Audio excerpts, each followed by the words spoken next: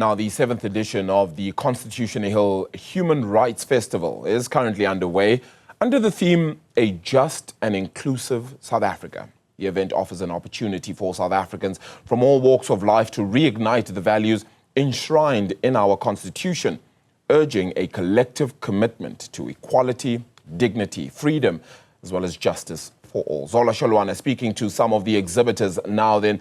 Zola, let me cross straight on over to you there, and then you can take it away.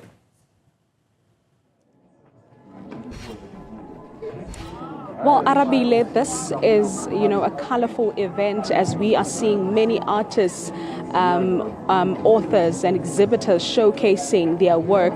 Now, right behind me, there's a wall that carries so much significance as far as our history and heritage is concerned in South Africa here at the Constitution Hill. And now this organization that has been taking children from, previously disadvantaged backgrounds and schools that do not have arts as a subject is actually the one that's chosen to, revamp this wall. But by revamping it, they're not supposed to, change anything, but just to highlight what has already been there. Let's speak to, one of the artists here and find out, what they're doing. So thank you very much for your time. Take us through what you're doing here. And it's actually quite interesting to see many artists, taking charge of this. And if we had to reflect in South Africa, this is something unusual to see because arts is not something that's there, especially in some non-fee paying schools. Yeah. So basically what we are doing here is very important for the 7th edition of the Human Rights Festival. So most of the murals that we have here, they have more than 5 years, some of them without being actually revamped or given a new life. So us actually doing this is us showing our gesture of generosity by giving back, because we are doing this thing for free. We are not expecting any incentives.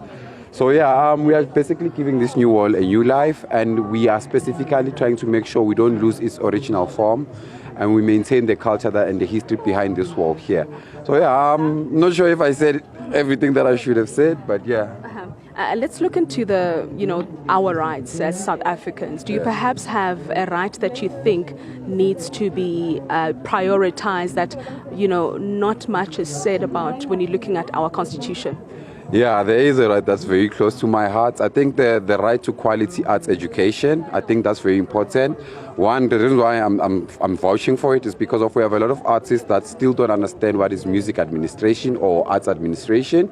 And the second one is because we still have a lot of artists that don't understand financial management, which is a huge challenge our industry is facing.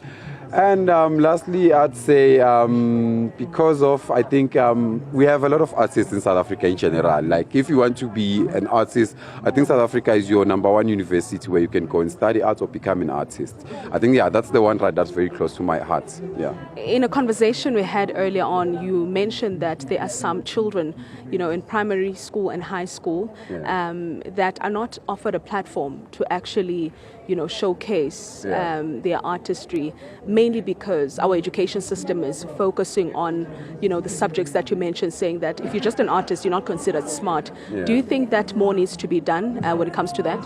Definitely. I always use myself as an example. I grew up in a township at Davidson where the school was a nice school, quality school. We had computer labs, sports facilities, but we didn't have an art studio. And I was one of the brightest and smartest kids when it comes to creativity. That's my strongest point. So the challenge was that I didn't know there were other mediums like painting, ceramics, printmaking. And the first time I actually had access to these things was after high school, of which for someone it might be way too late for you to actually catch up. But for me, I think I had a better chance because I did my research and I found a university that spoke to me. And that's when the whole passion actually expanded from just being someone who likes drawing to someone who's a painter.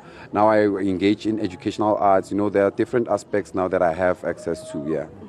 Thank you very much for your time. So now what's interesting, Arabile, is that, we just saw people, just come in here, grab a paint, a brush rather, and just dip it into paint and, make sure that they revamp this wall that will be in existence for, decades to come. A very significant wall that carries so much history here at the Constitution Hill. And you heard the gentleman there that essentially saying that more still needs to be done, when it comes to access of education, When you look at township schools, rural schools, some children do not have access to arts being, a subject of teaching or learning. And, when a child is an artist, they're not considered as smart as a child, for example, who is studying mathematics and all other, subjects that we are exposed to at this particular moment. But we will continue, moving around and speak to artists and exhibitors and speak about the conversations that people are having right now, reflecting on our history and everything that has contributed to, or rather that has shaped South Africa into what it has become, and that is a democratic country. Back to you in studio.